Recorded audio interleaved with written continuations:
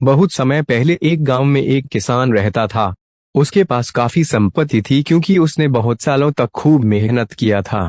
उसके पास बहुत बड़े बड़े खेत थे, पर वह बहुत दुखी था क्योंकि उसके बेटे बहुत पसंद आलसी थे।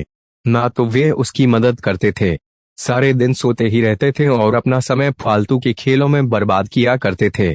एक दिन किसान बहुत बीमारी पड़ गया। उसके बेटों ने डॉक्टर को बुलाया, जहां डॉक्टर ने कह दिया कि आपके पास ज्यादा समय नहीं है, आपकी कोई आखिरी ख्वाहिश हो तो पूरा कर लें। वैसे तो आलसी बेटे कुछ काम नहीं करते थे, लेकिन वे अपने पिता से बहुत प्यार करते थे। डॉक्टर के जाने के बाद वे सभी रोने लगे।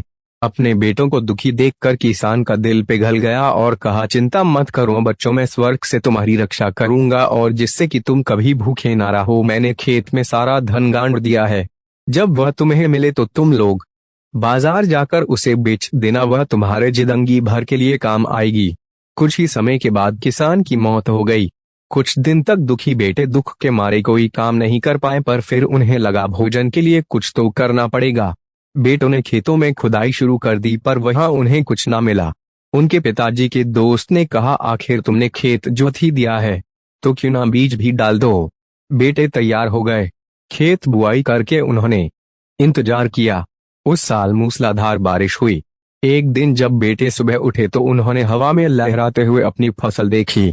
यह सब देखकर उनकी आंखें फटी की फटी रह गई और उन्होंने कहा कि यही वे धन था जो पिताजी हमारे लिए छोड़ के चले गए।